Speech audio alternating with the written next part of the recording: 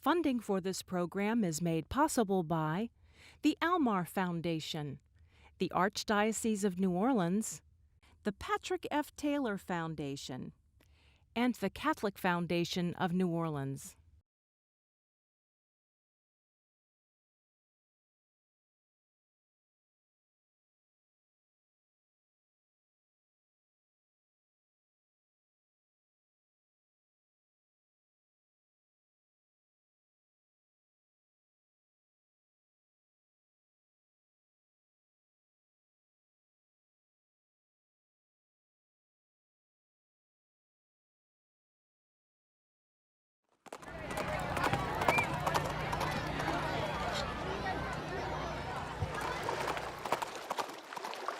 There's no other place like it, the largest city in the South, filled with a heady mix of sights and speech and color and sound.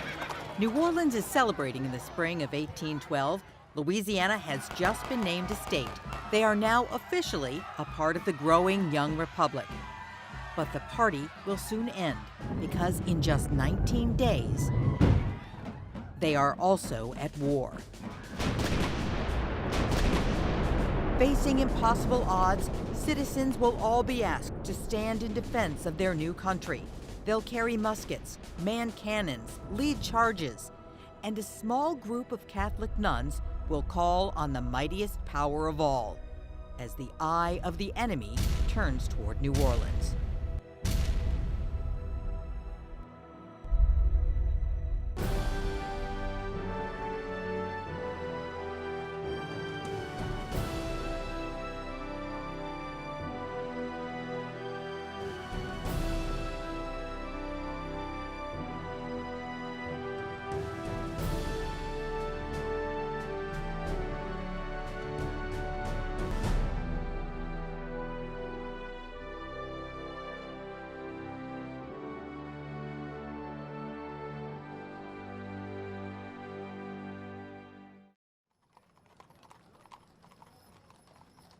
New Orleans in the early 1800s doesn't feel like an American city.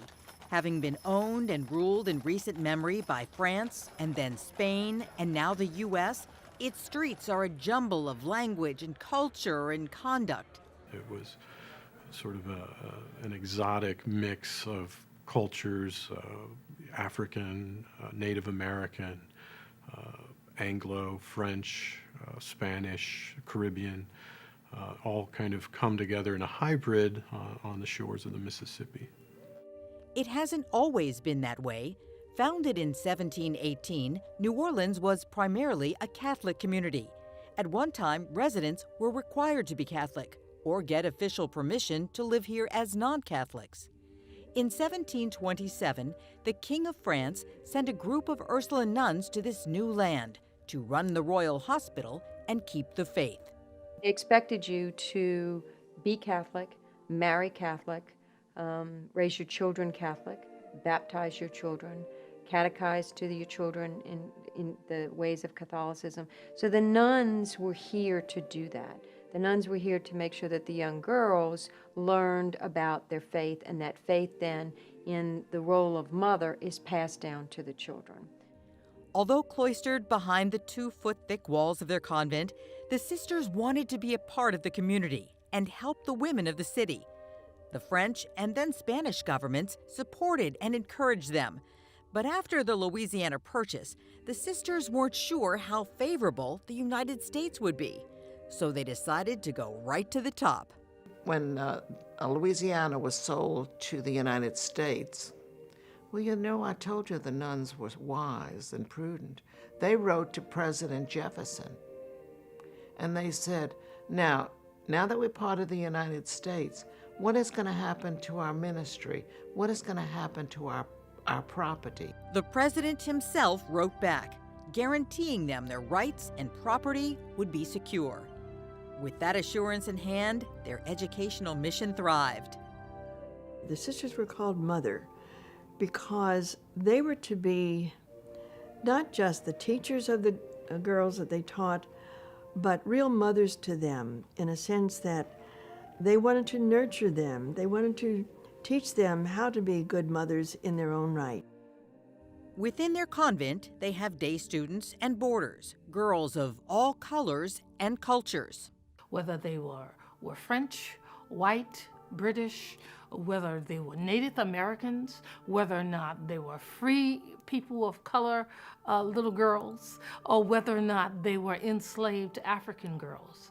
They had a mission, and their mission was to educate girls and to bring about some dignity to womanhood. They are a safe haven and a stabilizing force with a reach that extends far beyond these walls. The women during that time period could sign their names and read and write better than the men because of the Ursulines and the Ursulines teaching them how to do that. So it's a different way that women are very educated. Just one of the many things strikingly different in New Orleans, a prosperous, adventurous, diverse city. The revolution on the Isle of Saint-Domingue sends thousands of new faces here. Religious persecution in France forces many to flee Europe. Napoleon exiles, executes lots of religious people, both priests, and he exiles different nuns. Louisiana opens their arms to religious, both priests and women religious, to come here to serve and to be able to continue serving in their Catholic faith. Overall, the city's population is about 1/3 white, 1/3 free people of color, and 1/3 slaves. Free people of color here have privilege. The free people of color here in Louisiana could indeed own property, and they were treated with a high level of dignity. They build homes, run businesses, own slaves. Belief systems begin to change. Catholicism is no longer the required religion. Since the Louisiana Purchase, the faraway Archdiocese of Baltimore loosely shepherds New Orleans. There isn't even a local bishop here. So there's a lot that's going on in the city when we talk about debauchery and scandal and people, we get a reputation. Rightly so, maybe not, but we are a free-loving people. We're French, we're Spanish, we're different. We're different than the rest of the United States. Different and vital. With trade flowing through the port from the Mississippi River, the city boasts stores of goods and wealth. Plenty of people want to take advantage of the lifestyle and opportunities this colorful place offers. Grand parties in homes and halls. Theaters and French opera houses entertain and educate in culture. There are bar rooms and brothels. And while its allure of treasure and free-spirited lifestyle stir the imagination, it's the geography that captures the attention of governments and adventurers. Sitting close to the mouth of the Mississippi, New Orleans is a gateway, a center point of trade and travel, opening the interior of the continent to the Gulf of Mexico and foreign ports beyond. Every American that lives in Kentucky, Tennessee, Mississippi, they all have to float on a one-way trip down the river and trade in New Orleans. That's the key to the rest of the world. Soon, this thriving, bustling city will play a major role in stopping the enemy from stealing the keys to the country.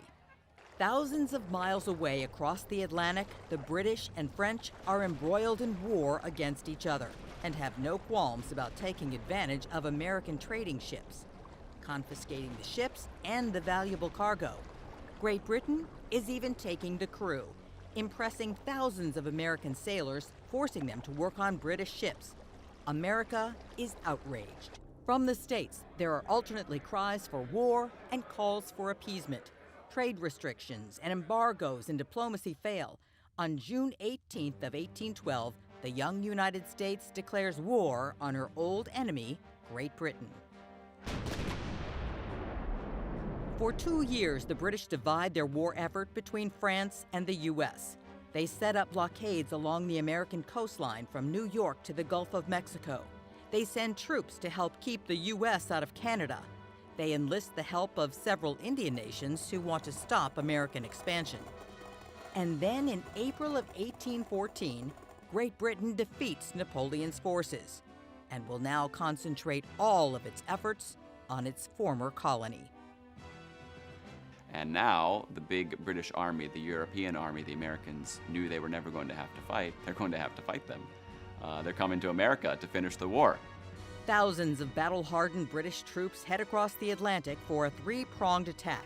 Invade from the north to secure Canada, raid Washington and Baltimore to control trade and government, and finally, attack New Orleans. Securing New Orleans will gain them control of the Mississippi, and with that, control of the interior of the continent. As one British leader put it, making Americans prisoners in their own country. American forces win the Battle of Lake Champlain, effectively ending the war on the Canadian frontier. The attack on Washington is horrifying as the British burn all of the public buildings, including the Capitol, the Treasury, the White House. But Baltimore holds. The young nation gains a key victory there and a lasting national anthem.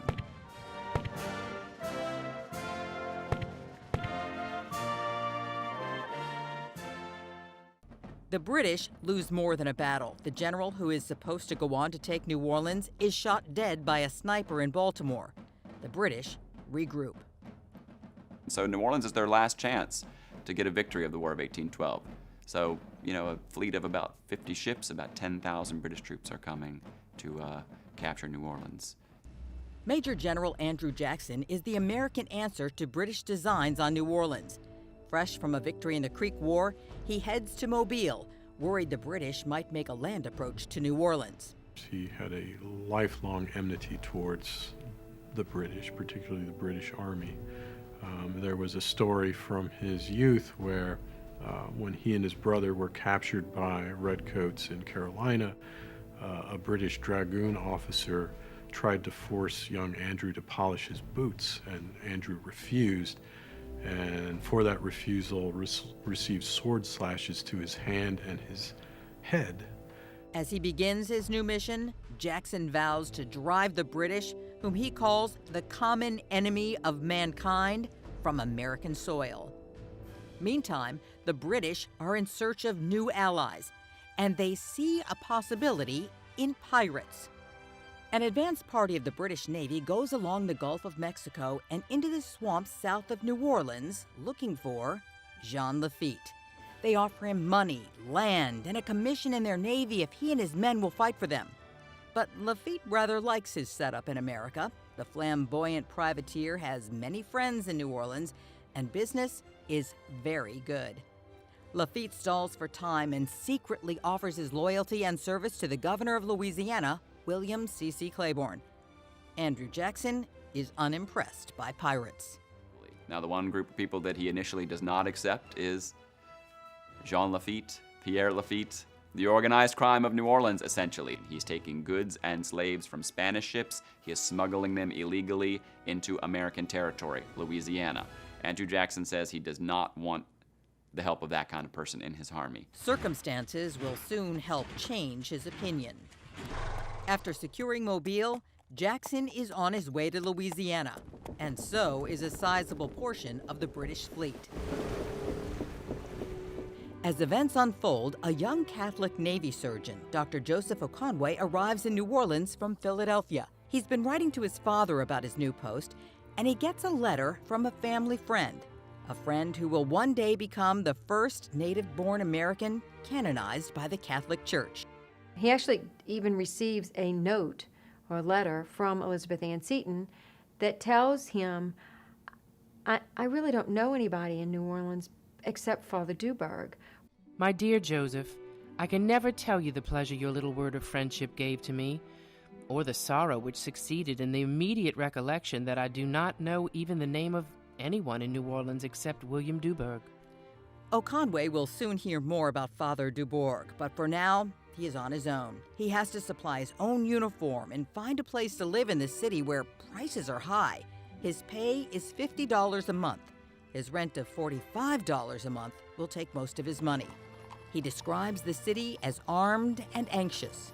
We know that the British marched into Washington in the summer of 1814 and burned all the public buildings in our capital, so there was a lot of low morale.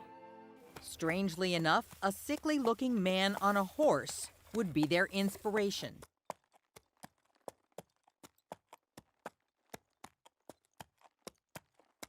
"47-year-old General Andrew Jackson shocks the people as he rides into New Orleans. Lined up to greet him, they see a rider who is gaunt and pale and a bit sickly-looking, the result of some bad water in Mississippi and a lingering issue from a duel over a horse race and an insult. Jackson was desperately sick during much of the crisis. On the march overland to New Orleans from Mobile, he had picked up a case of dysentery, probably from tainted water, but he was also suffering from the effects of a gunshot wound. And that wound, that pistol ball was still in his shoulder, and it would from time to time become inflamed, and he would get feverish, and he wouldn't be able to eat anything. Still, Jackson manages to stand tall with military bearing, and his charisma wins over the crowd. Speaking through interpreters, he stands in front of the St. Louis Cathedral and encourages the people. "Good citizens, you must all rally around me in this emergency, cease all differences and divisions, and unite with me in patriotic resolve to save this city from dishonor and disaster." He mobilizes the town. Volunteers prepare to defend the city. Ladies form committees to prepare for the sick and wounded, gathering cloth and linens. Jackson himself gets busy. He needs more soldiers. At this point, he has hundreds. He needs thousands. He calls for help from Kentucky and Tennessee and wherever else he can get recruits. And he welcomes, without hesitation, 2 battalions of free men of color. They had a vested interest in the state, or they had a vested interest in the city. They had a vested interest in the properties that they owned. And that is an interest that would have been lost had we lost the Battle of New Orleans. They are promised equal pay, $124. When a paymaster raises objection to that, Jackson tells him to keep his opinions to himself. Andrew Jackson had a famous quote. He said he didn't care what color his soldiers were. If they're soldiers, you'll pay them the correct amount. And some of that might come from his sense of equality. A lot of that might come from his sense of desperation. Desperation even eases his position on the pirates. Jackson saw them as just a rabble of criminals. He called them hellish banditti. But they had experienced gunners, men who knew how to point and shoot artillery guns, which Jackson desperately needed. And they also had, for whatever reason, a large quantity of gun flints. Even as he assembles a ragtag army, his health is challenging. He sends a letter to the War Office asking to be replaced. No other officer is available. There wouldn't be time for that anyway. The British are closing in.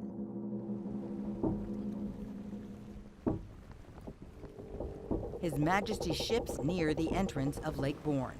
The British in fine spirits, believing this battle is theirs. In fact, they think it may not be that much of a fight at all. Many of the officers have even brought their wives along. There are parties and dances and music on board. There's even a printing press on one of the ships, so they can publish the happy news when they raise Great Britain's flag over the prized city of New Orleans. The British quickly take care of a small contingent of 5 American gunboats. The loss leaves Jackson blind to British movement on the lake. As word of the defeat reaches New Orleans, fear and alarm spread through the city. Because of the panic that had taken hold in the population after the Battle of Lake Bourne, Jackson declares martial law in the city on December 16th, 1814. And it's the first time this is done by an American general. The whole town is now under his rule. The church steps in to help keep the calm. Father Louis Dubourg, the apostolic administrator of the diocese, has an idea. Dubourg was not naive over the fact that this new world situation was not entirely Catholic. Obviously, there were lots of Protestants, lots of non-Catholics involved, and you had a lot of people who were maybe wishy-washy on religion. But Dubourg knows there is a city full of people who will find comfort in the church. It's been a constant here through rulers and regimes, and many will turn to God as danger closes in. Dubourg issues a mandate for 3 days of prayer. He was going to try to keep people calm. He was going to invite them to prayer. He was going to ask them for the Lord's intercession in dramatic ways. He was going to support the public officials, and especially those who were charged with the defense of the city. Our very dear brothers, while our brave warriors, under the command of the heroes of the Floridas, prepare to defend our firesides and our altars against a foreign invasion, it is for us to unite under the wings of religion, to implore divine protection for the arms of our defenders. Jackson supports it. He has his aide-de-camp, who is Thomas Butler, reply for him, and it says, Jackson approves of this. Please print and circulate it. So on Sunday, December the 18th, that mandate of 3 days of prayer is read at both morning and evening services in the church, in the cathedral. So that's what the city does. The city begins to pray. And despite the approaching army, the city settles down. When we talk about prayer, it's not that we don't have the fear that we had before, but we know that there are other realities at work as well, and that has possibilities beyond our imagination. In 3 days, this town became a perfect military place. Nothing was seen but citizens and regulars with arms in their hands. Martial law was established. No business was done. You cannot think how much the general is beloved. The St. Louis Cathedral is a rallying place. Prayer inside, patriotism outside. Military reviews are staged at the Place d'Armes, the open space in front of the cathedral. The mood is lifting. It's almost a party-like atmosphere. It's not so much of a party out on the relatively shallow Lake Bourne. As New Orleans prays, things begin to go amazingly wrong for the British, who now face 2 new enemies, geography and weather. They couldn't get their fleet very close. They had to anchor out by ship in Cat Islands, and all of their supplies, armaments, men had to be rowed across Lake Bourne and marched along the bayous to get up to the front line, and that was a distance of about 80 miles. With only enough small boats to carry a third of their number at a time, they leave their big ships and the women behind, still confident the promised treasures of New Orleans will soon be theirs. Watchword for the British Army is beauty and booty, representing, what will be gained in New Orleans if the British Army prevails and is able to invade the city. Not only all of the money and treasure that's there, but also all the beauties, the women of the town. And then the weather turns against them. Till that moment, I had never known what rain, real genuine rain, was. My cloak afforded no protection against it. In less than an hour, I was as if I had been dragged at the stern of one of the boats all across the lake. Cold, freezing rain, followed by a grueling trek through the swamp to reach dry land. It takes days. It was miserable. That was, still part of what they called the mini ice age. That was an unusually cold winter, bitterly cold. You had British West India troops from Bermuda and Jamaica who died of exposure. They can only move about 1,800 men at a time. The first wave of soldiers reaches Chalmette and captures the Villeray plantation on December 23rd. This is really essential. The British land on December 23rd. They have rowed across 60 miles of lake, moved through a swamp, and landed 9 miles from New Orleans, where there is no American defender between 2,000 British troops and the key to the American continent. While one officer urges immediate attack on New Orleans, the British command makes a huge blunder and decides to wait. Meantime, one of the Villerays escapes and rushes to town to alert Jackson.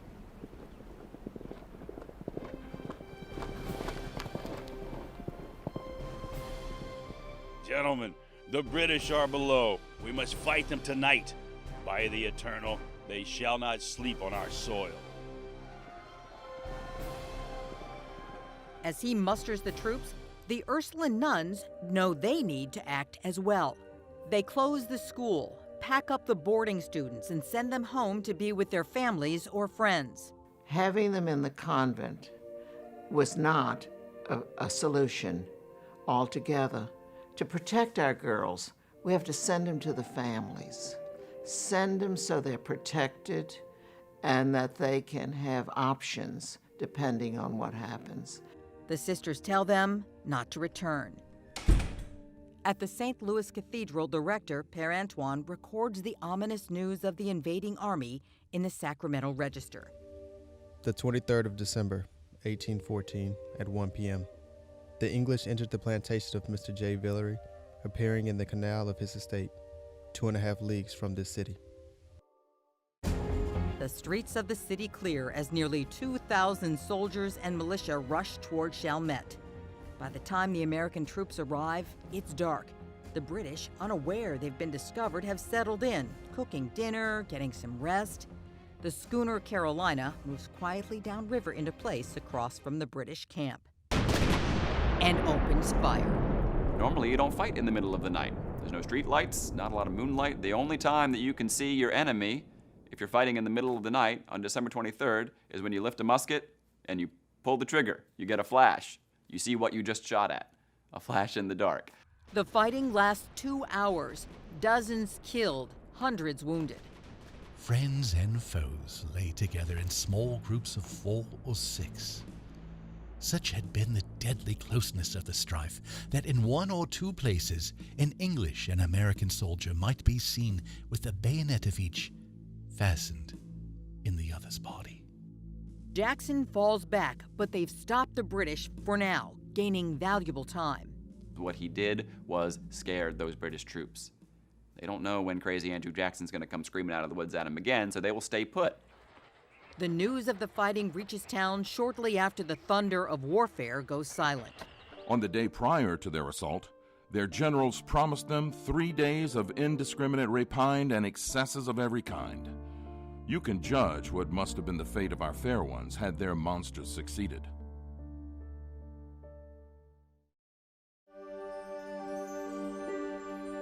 As Christmas Eve dawns in 1814, thoughts of presents and parties are gone. So are most of the men in town. Homes and churches are filled with prayer as celebration of the Savior's birth combines with petitions for protection. And no one is idle. In Chalmette, just a few miles from the city, the Americans are digging in, setting up a defensive line along the Rodriguez Canal. The British position themselves between the Mississippi River and a cypress swamp. The battleground in front of them, a harvested sugarcane field. The Americans build a 3/4-mile-long barrier of dirt, wood, and mud-covered cotton bales to keep the British from ever getting near the city.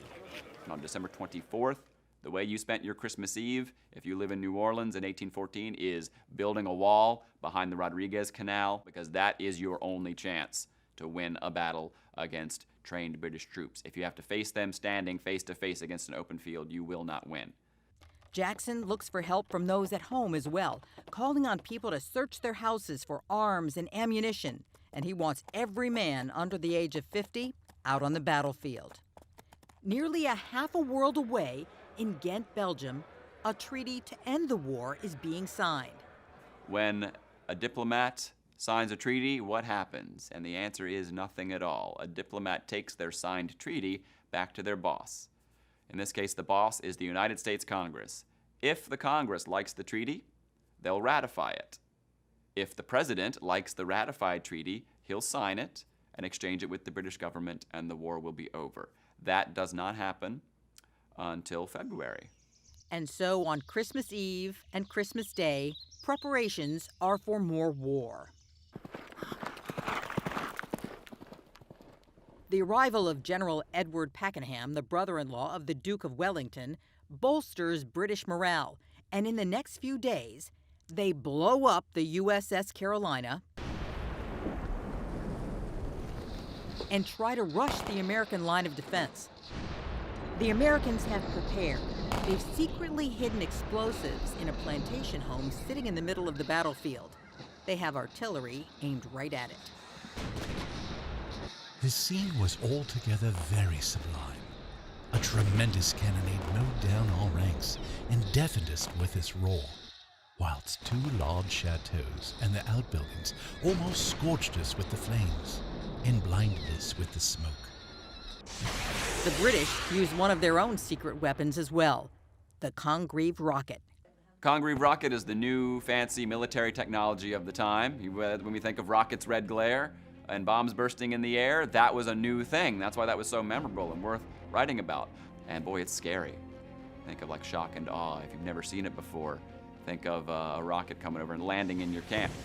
It has worked for the British earlier in the year in Washington, D.C. and Baltimore. Just the thought of these big rockets, coming towards you made a lot of those militia break and run.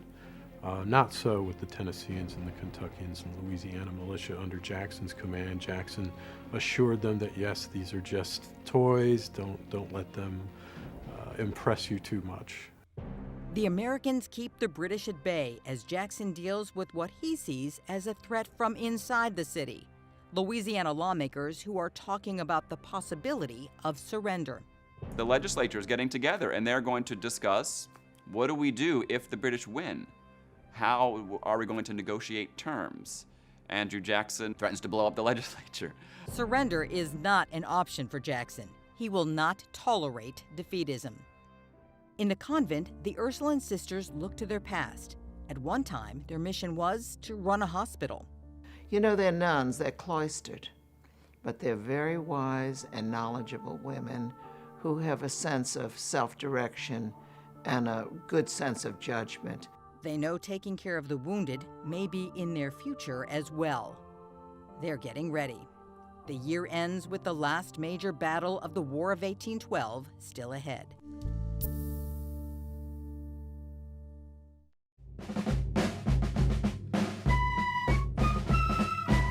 New Year's Day in the American camp. With access to food, shelter, and even visitors from the city, they're celebrating. The British are watching and waiting. Mounted officers were riding backward and forward through the ranks. Bands were playing and colors floating in the air. In a word, all seemed jollity and gala. When suddenly our batteries opened, and the face of affairs was instantly changed. Oh, that we had charged at that instant. Running out of ammunition and energy, the British withdraw. They realize this is not as easy as they thought it would be. This trifling affair, as one British officer put it, that was to fill their pockets, is not working out as planned. They're running out of food, now picking oranges and mixing them with stores of sugar they found in one of the plantations. There's one account by a young lieutenant of the 85th Regiment, the British Army, who describes that for a period of like 2 weeks, he didn't change clothes or bathe, and he was just wearing this woolen uniform the whole time. Beside all this, heavy rains now set in, accompanied with violent storms of thunder and lightning, which lasted during the entire day. Usually ceased toward dark and gave place to keen frosts.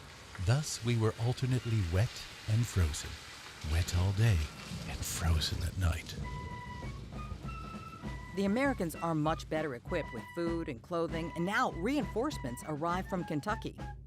They come in such a rush that some of them have come without weapons. Some of them have come, their clothes are in tatters, it is said. So they don't have, in some cases, winter clothes. So women are turning blankets into coats. They're sewing shirts and uniforms with the available material. The city takes up a collection. The legislature adds some money, and the women and sisters start sewing. In less than a week, they make or purchase 1,200 blanket coats, nearly that many pantaloons, 800 shirts, 275 waistcoats, shoes, mattresses. Everyone pitches in. The citizens were preparing for battle as cheerfully as if it had been a party of pleasure, each in his vernacular tongue, singing songs of victory. On January 7th, things change. Looking through an upstairs window of his headquarters, Jackson watches the British soldiers. He knows something is about to happen. The mood has changed in the city, too. At the convent, the Ursuline nuns open their doors to the women and children of the city. This will be a night of preparation and petition in New Orleans. Within the walls of the convent stands a statue. brought here by a nun who'd been exiled from France. There's a sister whose name is Sister Saint Michel Gensoul, and she wants to come to Louisiana to join the Ursulines here. She was a great teacher, and the bishop didn't want her to come.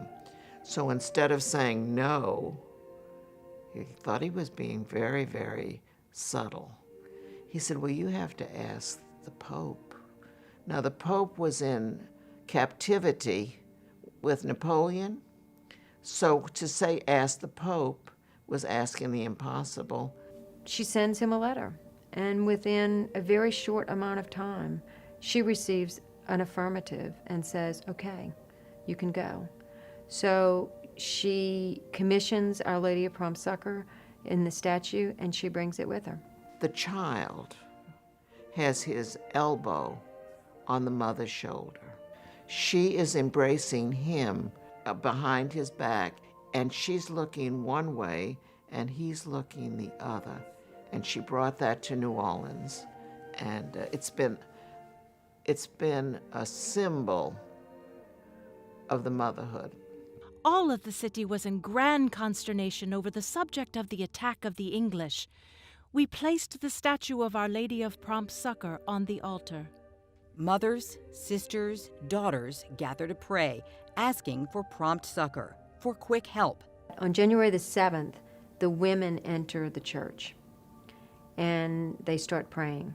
The Our Lady of Prompt Succor is on the altar, and they have an all-night vigil, praying for their men that have gone off to the battlefield. When they were praying that night, they were not sure that their men would return whole and hearty.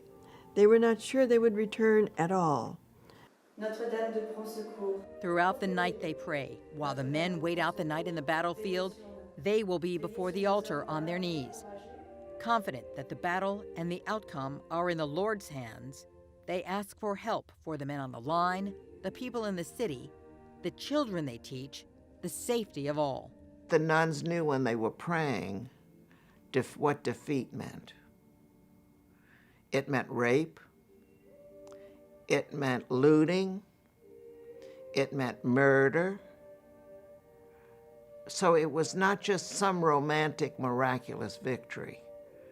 They do not sleep. The men have turned into soldiers. The women are prayer warriors. There is strength in numbers, and that was one thing they had that night. The sisters, the women, the young girls, the mothers of these soldiers, so many people gathered there. A few miles downriver in Chalmette, stretching from the river to the swamp, the soldiers wait, knowing they are outnumbered by a well-schooled fighting force. They haven't had time to train. And often, they can't even understand what the man next to them is saying. Think of Andrew Jackson having approximately 4,000 people. They're speaking at least 5 languages. You're giving an order to forward march, to the left, ready, aim, fire. Someone then has to say it in French. Someone then has to say it in Spanish. Someone has to say it maybe in Choctaw, maybe even an Irish dialect. On edge, on alert, on their knees. It will be a long night on and off the battlefield as they all pray for a miracle.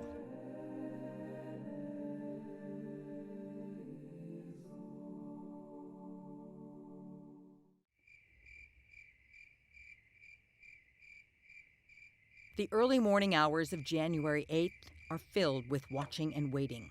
They all know this will be the major assault. The British plan a dawn attack with a rocket as their signal, and they count on the fog to cover their advance.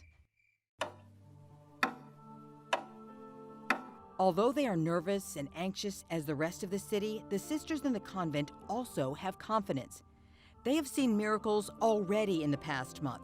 They prayed and General Jackson was able to lead through his illness. They prayed and the advancing invaders faced horrible weather. They prayed and poor decisions stalled the British advance. They will not stop praying now. It was a heartfelt prayer, hope, hope in face of almost hopelessness. How could you expect that ragtag army to have a victory over 9,000 British who were trained, but they believed. And even as they pray, the enemy's plan falls apart.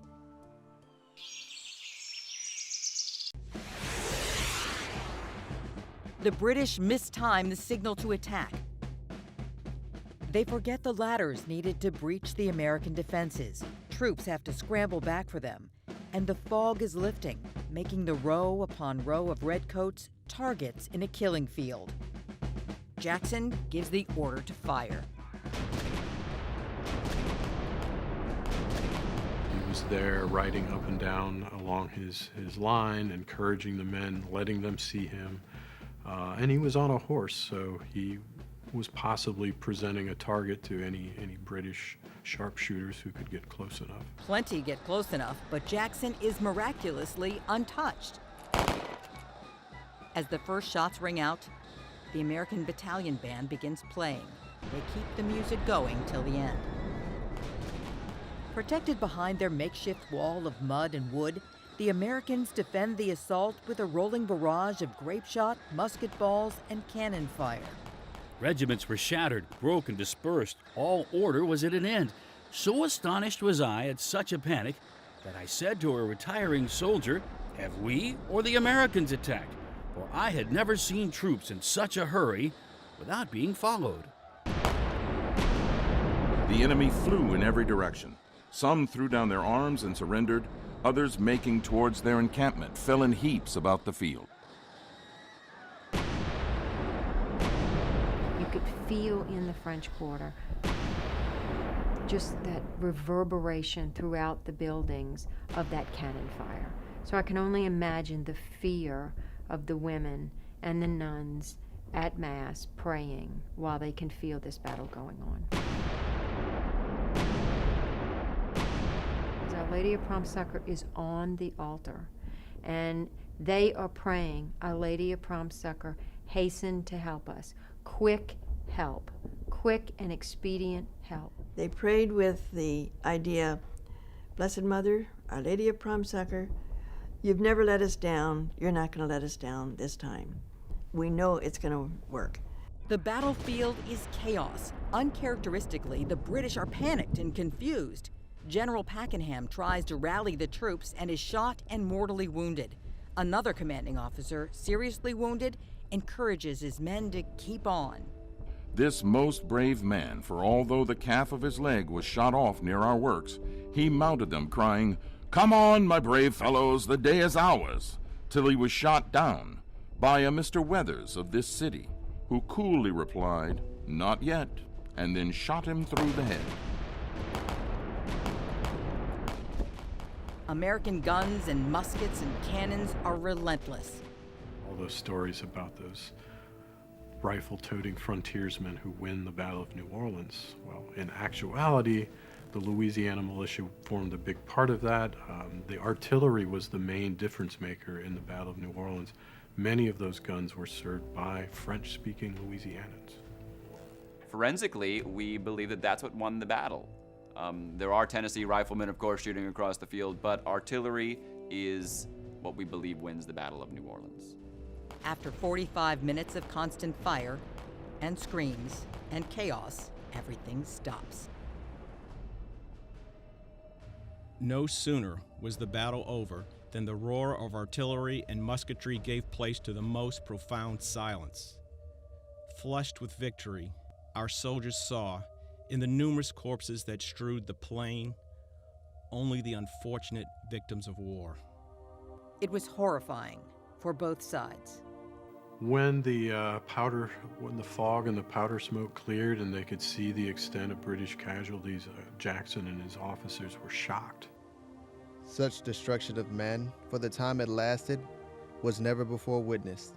Shortly after firing had ceased, numbers of those that were supposed to have been killed began to rise and solicit assistance. They were severely wounded. Of all the sights I ever witnessed, that which met me there was beyond comparison the most shocking and the most humiliating. Within the narrow compass of a few hundred yards, gathered together nearly 1,000 bodies, all of them arrayed in British uniforms. Not a single American was among them. All were English. There were more than 2,000 British casualties, dead, wounded, captured. The American casualties were fewer than 20. The city waits for news. The sounds of war have stopped. Their praying has not. Morning Mass is being said in the convent. Around communion time at the Mass, a messenger comes in from the battlefield who ran all the way into town to announce to Bishop de Bourg that victory is ours. The sisters record the moment, the miracle, in their private records. A messenger arrived in the church and announced in a loud voice the defeat of the English. Thus that grand army commanded by generals, proud of their ability in military art, was cut in pieces. Victory is ours. I think they were thrilled, not necessarily totally surprised. And so the promise was made for Thanksgiving, not just to celebrate, that we will always remember, Mother. We will always remember, God, what you did for us. The nuns, everyone in the convent, begins singing the Te Deum, a song of thanksgiving. They make a vow to sing it every year in gratitude for the miracle. Even as they sing, this day brings a new mission for them. The wounded from battle are being moved off the field, mostly English. The makeshift British hospital cannot possibly hold the hundreds who need help. Those men who had fought so hard to march in are now being carried into the city. This time, they are welcome in hospitals and homes and hallowed halls. All of the United States surgeons that are here are dealing with all of those wounded. The Ursulines immediately open up all of those rooms and those beds where the boarders used to stay, where the orphans slept, and created a hospital again. So they become another 50-bed hospital. After the battle, the sick and wounded soldiers were received in the house where we hold the class for the externs and nursed by the religious for 3 months. They fit the wounded in wherever they have a spare space. British or American sides don't matter anymore here, and nuns turned nurses do what they can. Chances are they were a bit fearful.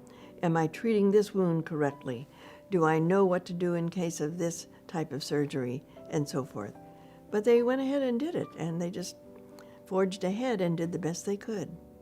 For many, many years, those that were wounded and that the sisters took care of from Tennessee and Kentucky would send baskets of fruit and meat back to the sisters to thank them. A few miles from town in the afternoon of January 8th, a truce is called for both sides to take care of those soldiers who would never make it off of the battlefield. There is an unmarked grave for all those British soldiers. They're still there. Everyone from a private up to a colonel, they were there. There was an officer's cemetery and a mass grave for enlisted people. Only generals get the privilege of being interred back at home. 2 British generals have died in the attack, Pakenham and Gibbs. Their bodies are packed in rum casks and sent back to England. Soon, all of the British who can leave. A few more skirmishes and fights on their way home, but the war is, if not officially, effectively over. The prayers for divine intervention have been answered.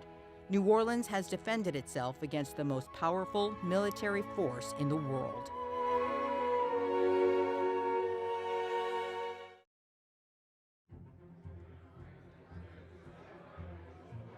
The rest of the country anxiously waits for news. They're expecting the worst out of this newly adopted region.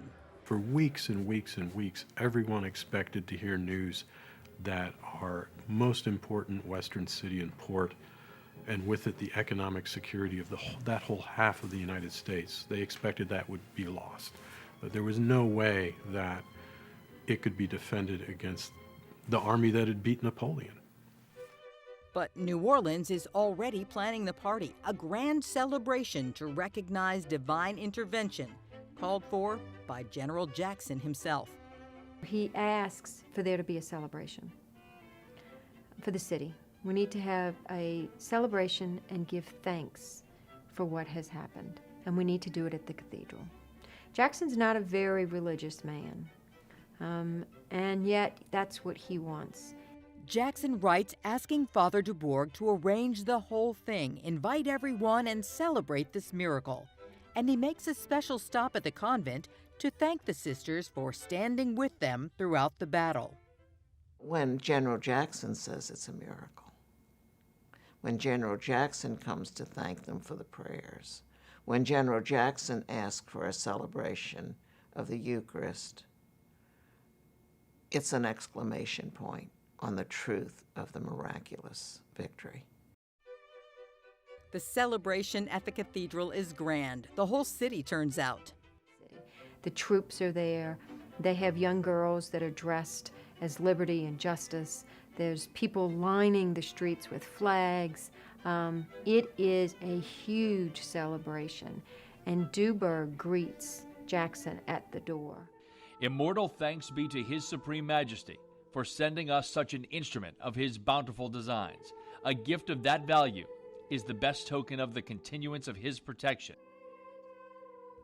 There are a few who only hear the celebrating from far away, in their home, in a quiet corner on the edge of the city. The sisters, because they're cloistered and they're in what we would term then as a monastery, don't come out to be at that celebration. Not that we know of that they're in the cathedral. We do know that they participate by sending some food. We know that Jackson thanks them. The Te Deum is sung in the cathedral as the city shows gratitude to God and to Jackson and everyone who stood this ground for the idea of freedom and independence. Nearly a month after the battle is won, the news reaches Washington. And when they've heard that, yes, not only did we beat them, but we thrashed them, it was just not even close, they couldn't believe it.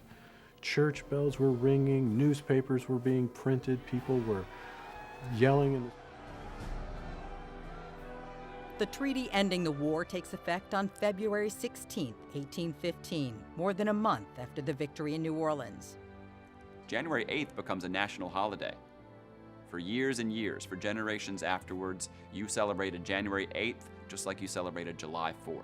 On July 4th, 1776, Americans declared their independence. They fought a war and got it, but then 30 years later, that independence was tested. For some Americans, January 8th felt like the day that independence was really finally secured.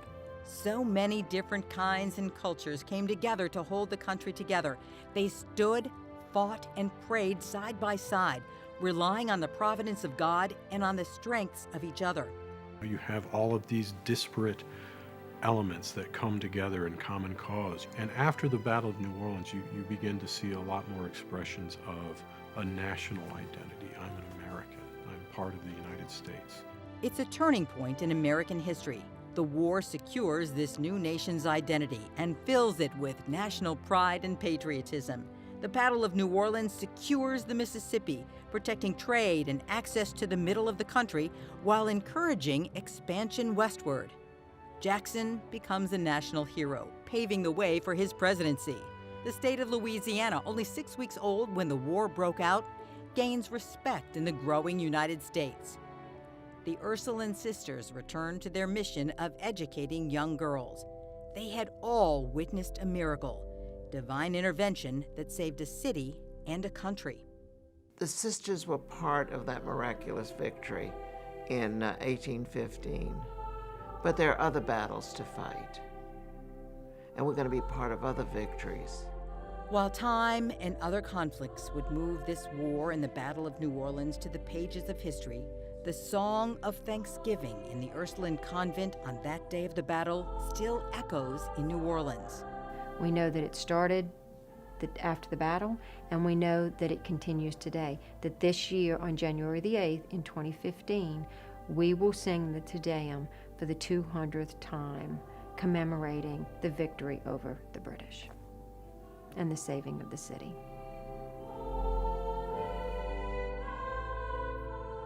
Thousands of voices through hundreds of years, still thankful for those who stood and those who knelt and for God's marvelous answer to a small group of Ursuline nuns praying for a miracle.